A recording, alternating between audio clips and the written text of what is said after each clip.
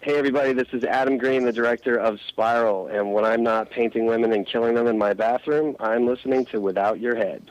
Welcome to the station of decapitation without your head. I'm Nasty Neal, and I'm joined by Aaron Mirtes, writer, director of Clowntergeist. How you doing? I'm good. How are you? I'm excellent. Now, it's kind of self-explanatory in a way, I guess, Clowntergeist. But for people who are not aware of Clowntergeist, can you give them an idea about the movie? Clowntergeist it's been a passion project for me. I actually started it like 3 years ago before all the clown hullabaloo started. I have always been obsessed with clowns and urban legends about clowns, and they've always freaked me out. And so I wanted to tell a story about clown phobias because they've always been of interest to me. So there's a girl, she's terrified of clowns, and one day she gets a balloon with a time and date on it. That time and date is the time and date that Ribcage the clown is going to come and attack. So she has 2 days to kind of, get her shit together before this clown attacks her greatest fear. Mm-hmm. Now, I have a quick question because you said, this was always a passion project of yours. You're always interested in clown phobia. When the clown stuff started to really be everywhere, it's like mainstream. People were seeing clowns. Yeah. And, well, what did you think of that? Because if you were into that before, I could see how you'd be into it, but also you might be a little like, I don't say bitter, but like, hey, I was into this way before everybody else. I was actually stoked about it because that's what got our movie out into the world. I was a college dropout. I've been doing filmmaking since I was 8. I dropped out of college to pursue it, and the clown movie was the first thing I started working on. I'm just sitting there, hoping I could sell this thing because I'm a huge horror fan, and I figured, I could probably sell a horror movie if I made one. So let's go for it. I could probably get my career started. And when the clown stuff started happening, that was when I started getting calls like, hey, you have a clown movie. Could we put that out? And so it's really funny when people are like, you're just banking on the It release. I'm like, I wish. No, I've been working on this for like 3 years. Mm-hmm. With whatever money I could find and scraping it all together. And so the movie had just been finished when that clown stuff was happening. So it was kind of a blessing. Yeah. Now, were you interested in clowns themselves or more of the fear of the clowns or kind of everything? Everything for sure, because there's an urban legend called the clown statue, which had freaked me out as a kid. It was like in a chain email or something back in like 2005 or whatever. And it freaked me out. And when I was in high school, we had a project in theater class where we had to get up and tell a story that would move people. That was the goal, to make them laugh, cry, scream, whatever. And I told that story that it always freaked me out, and it freaked everybody out. And I was like, well, this is a good story. And so I kind of decided to dive into it. I adapted it into a short film. And then when I wanted to set out and make a feature film, people had loved that short film so much in the story. And I kept thinking about it. I'm like, well, what happens to this clown? How does the legend continue? And that was kind of when the clown phobia element of it came in, because I've always been freaked out by clowns, but not to the degree that some people are. But I have dealt with phobias to that degree. And so I thought it would be a good way to kind of explore that psychological phenomena, so to speak. Yeah. Now, I watched your short, and I don't think this is a spoiler. It's pretty much also the beginning of Clowntergeist. Yes. Which I thought was good, because sometimes I see shorts, and instead of just incorporating a little part of it when they make the feature, they kind of just try to spread it out to 90 minutes, if that makes sense. And then you just have the payoff that's already in the short, and it's kind of a lot of filler. But this was used as kind of a way to get you into the movie right away. They spread it really thin is usually what happens. They take their short and they try to blow it up into a feature. But the clown statue, there was never enough material there to spread it out to a feature. And the idea was to always do other urban legends. Mm-hmm. And so in the feature, there are several other urban legends just kind of sprinkled throughout.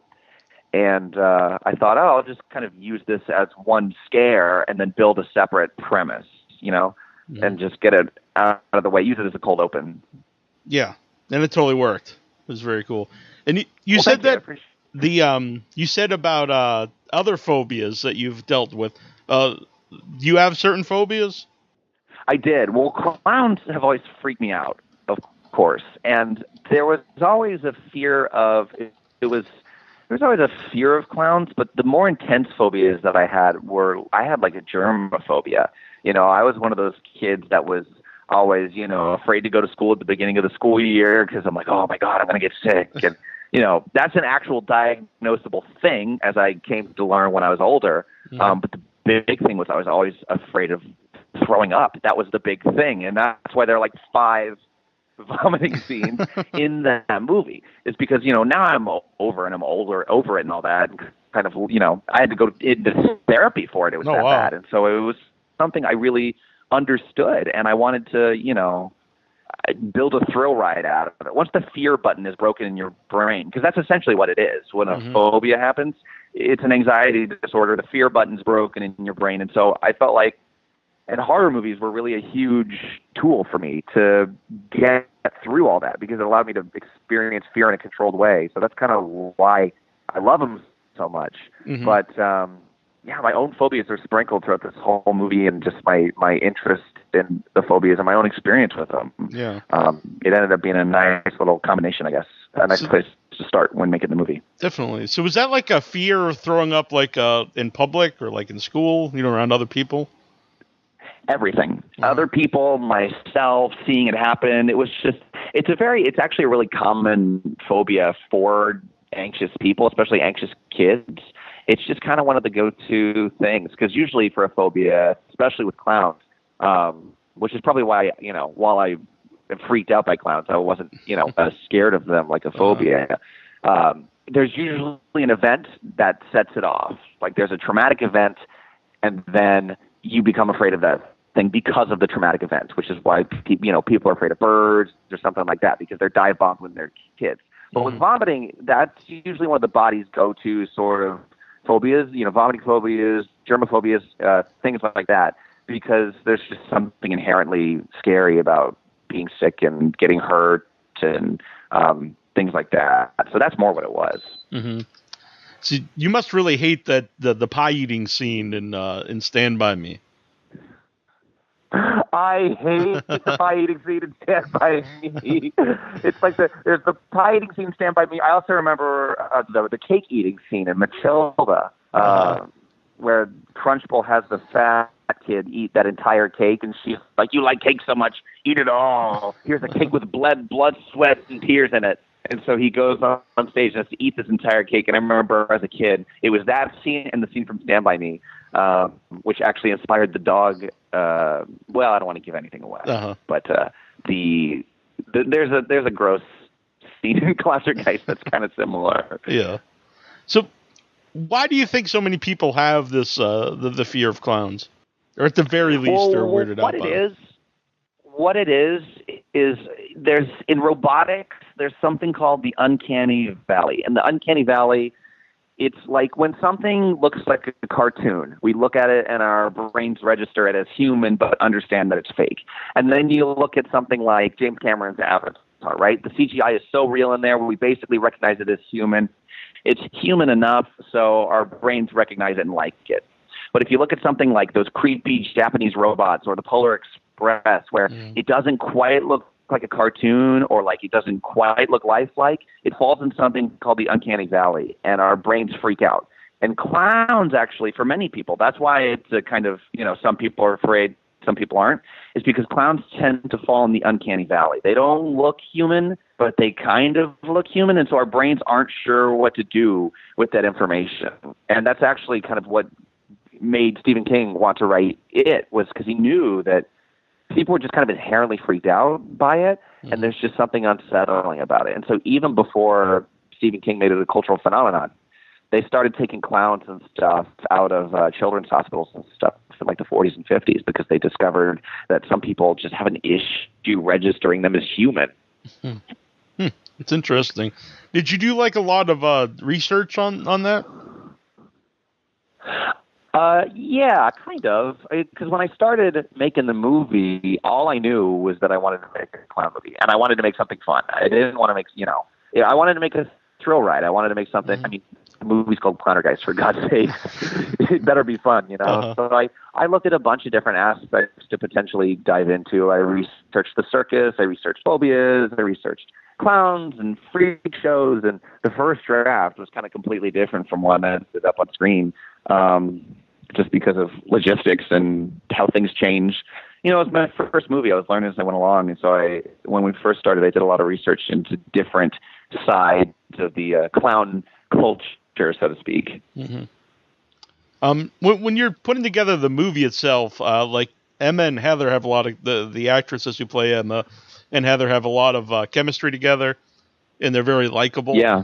Was that important when you're casting those characters?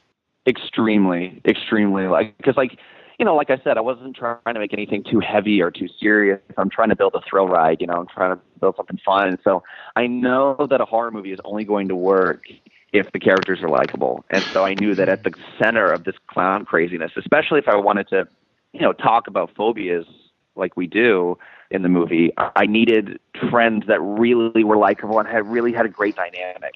And so I remember the first day that they were on set together, we were supposed to shoot like 7 pages, but I went up to the AD and I was like, look, I want to shoot this one scene. I want to spend all day on these 2 scenes so we can really, you know, because normally I move fast. I shoot very, very fast. I get what I need to get, but I took an entire day just for the 2 of them to get to know each other, become comfortable around each other. And, you know, because we didn't have time for, you know, chemistry tests or anything, but I really wanted them to actually be friends. And I think that's why it shows on camera as well as it does, because I not only put effort into writing it that way, but I really opened the door for them to get to know each other and for them to improv with each other. And that's why I think it ended up being one of the things that works better in the movie, you know. Are any of the characters not necessarily based off you, but like similar to you? Yeah, I think they all are. You know, it's funny. I'm working on a new movie right now. We go into production in, I think 10 days. We're like really close. And so I've been really working with the actors and making sure they're all set to go. And it's interesting because you kind of discover a piece of yourself in every character. Because when someone asks you, why is the character this way? What's the appeal of this person? And why are they this way? And you kind of find, you know, oh, I wrote the main character Emma this way because I dealt with phobias this way, or I wrote Heather, the friend character, this way because this is how I treat my friends. And so there's always a part of you, and then there's always parts of other people that you know, and in the end it's kind of this cool hodgepodge of friends, family, and yourself, really. And what was it about Eric that made him write for the clown, for Ribcage? The clown. Okay, so the clown was... Monster movies are my favorite thing in the whole wide world. I've seen Alien and Jaws and all the other Universal monster movies about 1,000 times. I love Creature from the Black Lagoon in particular. I love how it's kind of goofy and kind of silly and kind of fun. Kind of like we try to make Clowntergeist. But so when I was looking for a clown, really, I'm such a technical and visual director. I really like to give my actors a lot of creative freedom. I wanted someone who could build it from the ground up. So when you're running auditions, it's always hard, you know, to trap for a dialogue-less monster. So I just had people come in and see how they responded to direction, see how they responded to coming up with ideas. And it really boiled down to Eric, who's, you know, a towering 6'7" and played the clown like an angry gorilla, or this guy who was like 5'2" and he was a mime and he could move all weird, you know. And I decided to go with Eric just because he had such a great creative spirit and he had such a great, you know, way of coming up with ideas and improvising and working with my own ideas. And I just really like what he brought to the character. I thought it was something so unique and so interesting. And you're not going to find someone quite like Ribcage the clown in any other clown movie. And that's what I like about it. And I know that some of the reviewers are like, why is he walking around like a monkey? This makes no sense. This is not how clowns normally walk around. I'm like, exactly. It's interesting. It's exciting, you know? It's scary. I think it's scary. Yeah.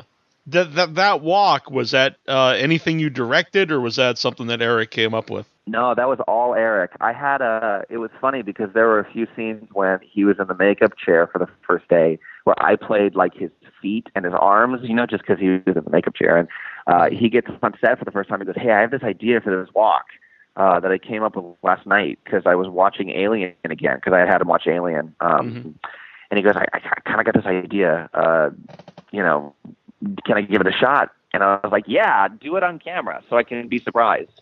And he did it on camera, and he's like, what do you think? And I was like, that's That's awesome. The walk was awesome. And so he just kind of kept building on that. But we had to throw out the shots where I was a body double because I had played it like a floppy, normal clown. But his walk, I was just like, we got to keep that. That's insane. Mm-hmm. Especially because he's so tall. So when he hunches over, he's still taller than everybody. Uh-huh. I myself am a huge monster movie fan. You mentioned Creature from the Black Lagoon and cheap plug over on Without Your Head, the website you're listening to right now, I guess. I had Ben Chapman on the show who played the Creature from the Black Lagoon on the land scenes in 1954. Oh, wow. Yeah. It's really one of my most proud things of the show.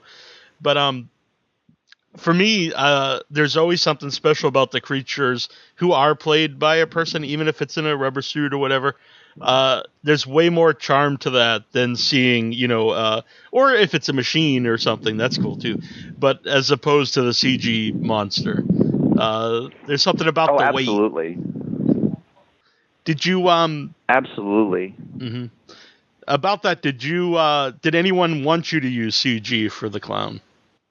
No, I was actually lucky in that because that's pressure I'm getting like now, where now because the Clowntergeist, it didn't have a title for so long. I'm so used to calling it the clown movie.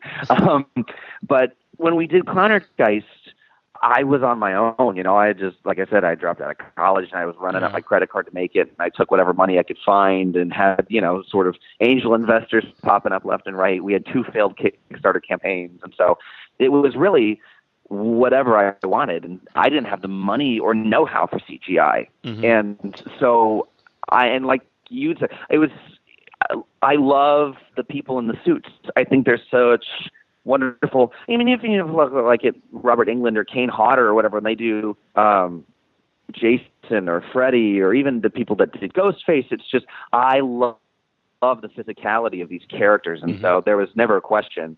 I wanted all makeup. I wanted all physical. I'm really flexible about digital effects, but my monsters are one place where I need them there. So, like, I'm doing my next movie that we started shooting in a few days is about nuns, and there was pressure to like, hey, have her be old at the end of the movie and use a different actress, or, have her do this, or maybe make her fly, or this or that, or we'll CG for this. And I'm like, no, I want to get an actor in there. I want to put her in the suit. I want to put her in makeup, and I want her to be there with the actors at all times, Mm-hmm. Which Nun Possession, which I saw on your IMDb, which is an amazing title. Thank you. It'll probably change knowing how these things go. It's always... Because that's what happened with Clowntergeist. We didn't have a title for a long time. Then it was Fear itself. And then the guys that bought it were like, hey, we want a title with clown in the title. And I said, sure. And, the guys at High Octane are incredible. They're funny. They're easygoing.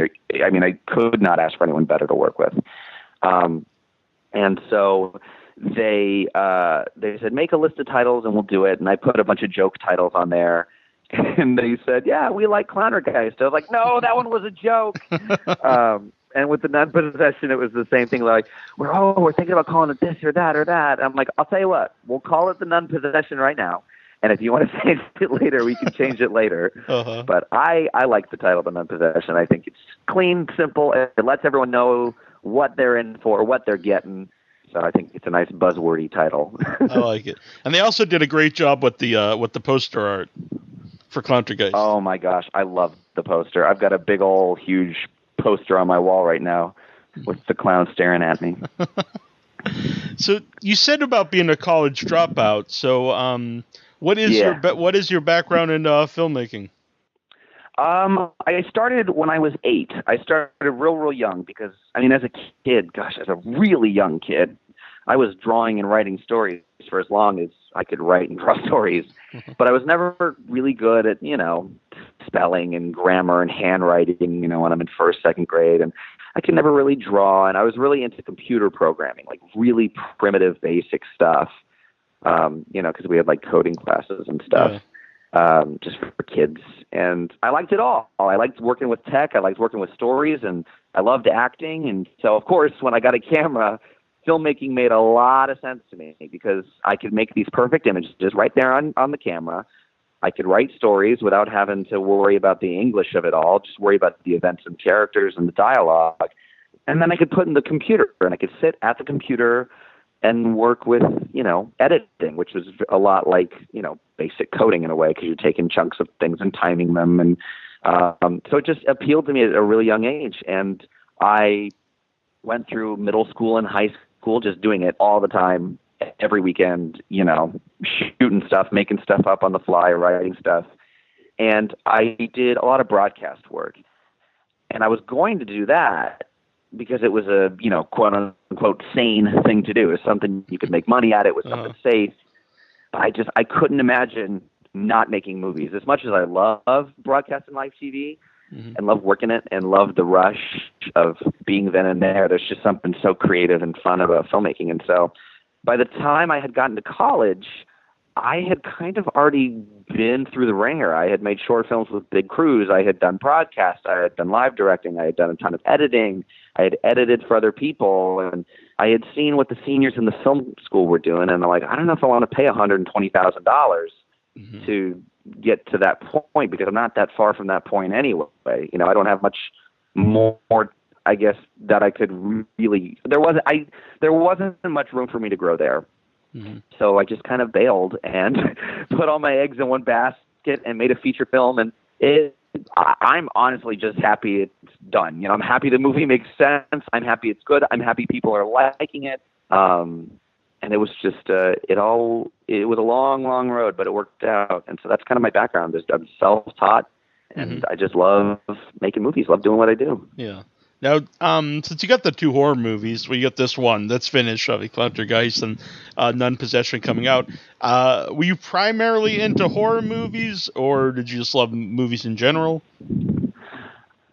I was into, it's funny, I was into movies in general, but when I was like 13 years old, I was like, okay, I need to be serious about filmmaking. I'm thinking I want to do this over broadcast. I have to watch all genres of movies. And like I said, I was an anxious kid. I mean, I had an anxiety disorder and didn't know it. And so horror movies were the opposite of what I wanted to do. I was like, there's nothing more violent in this world than a horror movie. They're disgusting. They're in bad taste. But I watched Alfred Hitchcock's Psycho because I thought it wouldn't be scary. I was wrong. It was horrifying. It scared me to death, but I loved the rush. I loved the thrill ride. And from that point on, horror was kind of my main focus. It's always been horror and comedy for me. They're the same thing. It's kind of extremist cinema that evokes a physical reaction from the audience.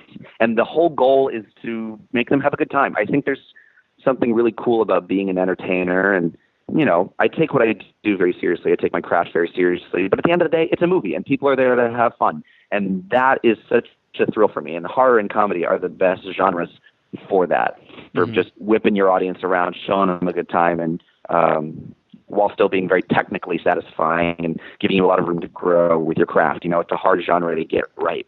So horror has always kind of been the main dish for me, but I think after the Nun Possession, I'll probably be doing like a thriller or maybe an action adventure movie or sci-fi movie. But horror is something I plan on coming back to over and over until my career is over. What are some of your favorite horror movies?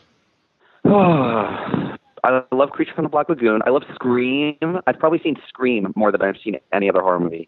I love Rosemary's Baby. I love a lot of the newer stuff. I'm really into I love the Evil Dead remake. I love Don't Breathe. I love Insidious. I love the Oculus that I just saw recently. And then there are thrillers like Seven and Nocturnal Animals.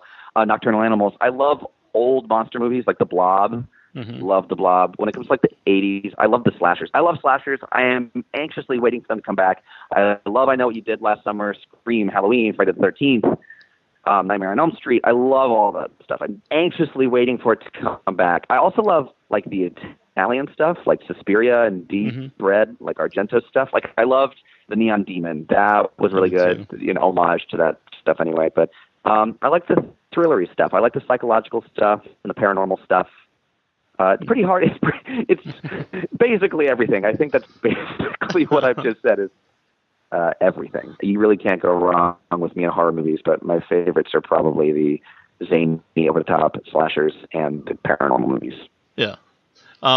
Well, speaking of that, it's Clowntergeist. It's not just clowns. So there is kind of a haunting, the supernatural element to the movie. That part of the movie, how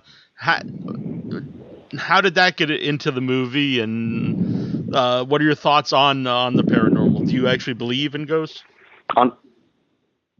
Do I believe in ghosts? You know, it's funny. I'll get to that in a second because there's a story I've got. But the paranormal part came about when I started writing the movie. I knew I wanted to make a monster movie, but I was really into The Conjuring and Insidious and Sinister and this big wave of paranormal movies that was coming into theaters. Just when they got it right, I loved the roller coaster vibe to them. And so I thought, I'll take my love for The Mummy. Like, I love the original Mummy, not the Brendan Fraser one, the 1933 one. Yeah. The Mummy and the Wolfman. And so I'll just combine them. I'll make a paranormal monster movie. I'll just give my clown ghost powers. So, you know, the clown, the monsters in monster movies are always kind of a MacGuffin to tell your character's story. Mm-hmm. So it's like, yeah, we've got a demon, ghost, paranormal clown thing. Whatever. As long as the monster's scary and cool and does what you need him to do. My primary thing is always in getting people to care for the character and their struggles. So that way, whatever you throw at them, they're scared by. But do I believe in ghosts? It's always so easy to be like, oh, no, I don't believe in ghosts, whatever. You'll be like, oh, yeah, I'm religious, but I don't believe in, like, I don't think it gets, like, bad in the movies. But we were shooting that opening scene where the girl in Clowntergeist has the lantern and she's going through that house. Now, the house that we shot in was this big mansion on Long Beach in California. And it's an old house, and it was owned by the U.S. government for a point in time and has like barracks at the bottom for people that were doing things in the gold rush back in like the 1800s. Then it was renovated, and then Clark Gable bought it actually. And so Clark Gable lived there for a little bit, and then the government bought it back after he passed, and there was like more barracks and tunnels and stuff put under the house, and then another family bought it, and apparently spooky things had gone down in it. Basically, it was a weird mishmash of a house with a ton of history, and we're in the basement of it. And there are boarded up, tunnels, and it's pitch black, and all of a sudden you really start to believe in ghosts because you start hearing things, and you're bumping into things, and you're bumping into other people, and you're hearing things, and it gets colder in some rooms, and you're just like, well, if ghosts exist, then they're in here. And it's funny too, because like my next movie involves, there's a Ouija board. There's a scene with a Ouija board because one of our characters is a ghost hunter, and he uses a Ouija board and wants me to try and contact this undead nun. And I'd buy this Ouija board, and I'd order it. I'm like, oh yeah, it's a toy. But then it's just sitting there in my room, and I'm like, well, I'm not so sure anymore because I don't feel right whenever we shoot something with it. So I would say there's got to be something. There are too many stories out there for there to be nothing. Yeah. I used a Ouija board for the first time in the last few years. And it was an interesting experience because I don't believe any of that kind of thing. And it was me and my friend Annabelle, and we used it in a cemetery near me. And like at 4 a.m. and it starts to get real scary real quick. Yeah, and what was weird about it to me was we started to get answers, and none of them were like something like crazy. It was like really kind of mundane stuff. Like this was saying like they were a teacher or had kids, and so I would think like even if you're in your mind you're kind of making it say things and you're not necessarily thinking about it, you still would say something like really, crazy, not like fairly boring answers, which to me made it more creepy in a way because I was like, I think there's something to this. Yeah, it's the strangest thing because I'm the same way. My instinct is to say no, but then once you start doing it, it's like, oh, I don't know about this. That is interesting though, but because like you're right, if it really was just a sham and you're in the graveyard and there's really nothing there, you would be making scary answers to freak yourselves out. But the fact that you might actually be talking to someone who was a teacher who had kids or whatever is freaky. It is a little freakier. Yeah, and just real quick, what was really even weird because I didn't know this till after. So we ask them where they were, and it would just kind of go around the board and never really give it any answer at all, and which we didn't think too much of at the time. Just was weird. And then afterwards, I knew that this cemetery was considered haunted. And when I looked up why, it's because I live by a canal, and when they dug up the canal, it flooded, and so the bodies were moved, and they put them back, but some of them are in the wrong place, and so some of them are with different headstones. Oh no! And so and neither of us knew this, when we were getting the answers, and then kind of putting it together, and I was like, wow, that's like really weird. It's crazy. It's crazy, and that's what's crazy. It's like no one can prove this stuff. But there's just sometimes you're just like, you know what? Maybe they weren't resting easy. Maybe they were moved and they were pissed off. Like it's funny how it all works. Yeah. Now I also bring up Pops in the movie because I think Pops is a great character, well written and very well performed. Yes, Tom. The actor's name is Tom Seidman. He was awesome. I was so happy with him. I had him look at The Mummy in particular because The Mummy, the original one, it's such a sad, tragic kind of monster, and that was what I wanted to bring because Pops is the human side to, to the whole circusy kind of vibe to the movie because he's, we got the ice cream shop and we've got the clown and now we have this ice cream man character, and I wanted to bring a human element to the whole story because he's tied in with Ribcage, which I won't explain how, but he has a connection to him. And I just thought Tom really nailed it. He nailed that kind of sad ice cream man thing, nice old man. I was really happy with it. And the ice cream man thing was an afterthought, actually, because originally it was supposed to be a carnival barker. And we were like 2 weeks before production, and the ice cream truck thing dawned on us, and we're like, oh, he has to be an ice cream man. That's just too perfect. And it was one of those characters that really just came together right before production and on set. Yeah, I like it because just an ice cream man seems almost something from another era, even though I'd actually have an ice cream man who lives near me, but it seems they do though. And his wardrobe's amazing. Thank you. Yeah, we got really lucky with our costume design because we had a lady, and she's like, "Hey, I want to help your movie. I'm trying to get into costume design. I'm from fashion or whatever." And we're like, "Yeah, go for it. Here's all we got money wise." But she came back to us with both Ribcage's outfit and Pops' outfit, and it really, really works. They really have a nice style consistent between the two of them, which really helps. Did you screen Clowntergeist at any festivals or with an audience or anything? Not at a festival because we sold as we were finishing the movie. So you didn't need to. We usually you'll run through festivals, get press and stuff, but we had already kind of gotten press simply by being called Clowntergeist. But I did screen it for a few audiences. I did want to see it in front of a group.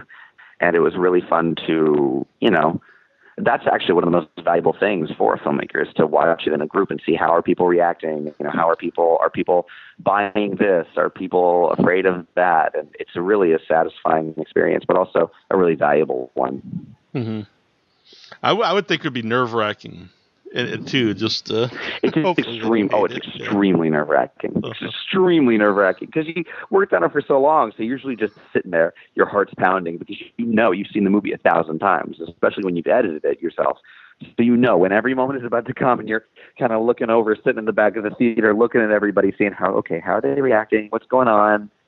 It's really it's probably one of the scariest things I've ever done is watching my movie with a crowd. Yeah. And I have to mention like I said, I don't want to give away anything about the movie, but the end credits are great. It's very well done and original. I don't believe I've ever seen that before. Yeah, thanks. That was an afterthought too. I was in the edit bay and I was working on it, and I thought, oh, what am I going to do for the credits? And it seemed obvious. It kind of hit me, and I was like, oh, we'll do that. I'll just go on and I did. I just went in my garage and shot it and put it in the computer and made it happen. And yeah. I'm really proud of it. I'm trying to think too of what am I going to do for my nun movie, because I don't know. I just like cool credit sequences. It's a nice thing to end on. Yeah, because you're usually talking during the credits or hanging out or letting them roll, and so I always like credit animations. I think it's nice when you're, either with a group of friends and that's what's rolling in the background, or I don't know. It keeps your attention to it. It does. It does. And that's all anyone with a credit could ever want is for someone to sit through the credit. So, and I figure why not make them cool? Yeah, speaking of that, I love Netflix, but that really annoys me now how when you're watching a movie on Netflix, as soon as it ends, they throw the credits up in this little tiny box way up in the corner. And you can't see it at all. It reminds me of like on TV, like back when they would, the credits would come up and they squish them and they speed them up really fast and start playing the next show at the top half of the screen. Mm-hmm. But it is funny how Netflix how they'll do that, especially if it's a cool credit sequence. Because some, especially like superhero movies nowadays have like really cool credit sequences. And you're like, oh, that's cool. And then it shrinks to this tiny size. And it's like, would you like to watch an old Jennifer Aniston rom-com? I'm like, no. Go back to the credits. Yeah. And it's sometimes like the movie ends and you just kind of want to sit there for a couple minutes and listen to the song. Yeah. Kind of soak in what you just saw and think about it. And then, like you said, just bam, you'll watch this. Mm-hmm. And it seems kind of rude, so too. I always try and make them. And, too, with these small horror movies, I never want to do an opening title sequence. Because like when you're at a really small budget, you're just lucky your audience is there. Anybody that rents Clowntergeist, I'm blessed that they are there, and I am blessed that they have decided to spend 80 minutes with whatever it is I have to say, and so I throw them into it, and that's kind of. I mean, the opening shot of the movie is that girl spitting blood into the sink. Because like I want to start right off. I'm like, I want to give you what you want. You're here for clown action. I want to give you clown action to the best of my ability. I don't want to sit and be artsy. As nice as it is to sit and be artsy, sometimes when you buy Clowntergeist from the Red Box, you expect something, and so hopefully I can give you what you expect. Yeah. Do you remember any of the other titles that you had thought of? Yeah, gosh, one of my favorite alternate titles was Abomination. I thought that would have been a cool title for it. Abomination, Ribcage the Clown, Fear Itself was the one that we went with for a long time. What else was there? Guts. It was called Guts for a while. I thought Guts was a good one, but it wasn't gory enough to kind of get away with calling it Guts. There was Coulrophobia, which is the fear of clowns. There was, I don't remember. I think those are the ones. Those are the good ones that I remember, because there were also a lot of bad titles that I had thrown around. But I'm actually really happy with the title Clowntergeist. I like it. I think it's really eye-catching and fun and silly, and it doesn't take itself too seriously. And I mean, it's a stupid ass title too, and that's fun. I like having a silly title. I think it gets people interested. So I'm happy to have it. I am happy to have been the guy to make Clowntergeist. So how can you follow Clowntergeist? You can follow Clowntergeist you can follow me on Facebook and Twitter and Instagram at Aaron Mirtes, AARONMIRTES. You can also follow our distributor, who are wonderful, and they actually put us some really good movies. High Octane Pictures, HIGH, Octane, OCTANE Pictures. And it comes out on digital, like on demand, whether you're cable on demand provider, DirecTV, iTunes, Vudu, Xbox, Amazon, all that, September 12th. And then it will be coming out on DVD in October. So Clowntergeist will be everywhere within the next 30 days. Very cool. That's awesome. And when it comes out on DVD, is there going to be, maybe you don't know yet, but will there be specials and whatnot, I assume? Yes, actually several special features handcrafted by me for you, because I love special features, and I wanted people to, I don't know, I think they're fun. So I made, what do we got on that? We got deleted scenes, because there actually are several because of our weird shooting schedule. There were a lot of scenes that came and went over the years. They're deleted scenes. The commentary was something I worked really hard on, because there are a lot of stories from the production of this movie. As with anybody's first movie, you learn a lot. So there's a commentary, there are deleted scenes, there's a day on the set of Clowntergeist where, you get to see what we shot that day and us on set and makeup and getting the clown in and out of it. And so that was on there. And then the original short film is on there, along with me talking a little bit about it. So, and I think there might be one more thing. I might be crazy, but there's a good helping of special features for all of the people who want to learn more about Ribcage the Clown. Very cool. Well, I appreciate you coming on. It's been a lot of fun to talk to you. Absolutely, Neil. Thanks for having me on. It was a lot of fun. You were my first podcast. So I'm stoked to be here. Yeah, it's all downhill after this one. This is it. This is the best one. I'm sure. I had a good time. I had a good time too. So. And you're welcome back anytime. We'll have you back to talk about nun possession. Absolutely, that would be awesome. I think the nun possession, man. Don't even get me started. It's going to be awesome. It's going to be awesome. I look forward to yourself. Very cool. Well, thanks. I appreciate it. And, absolutely. Thank you. This is Dan Kamen, Old Chief Woodenhead from Creepshow 2. Yatta Hey. You're listening to Without Your Head Horror Radio.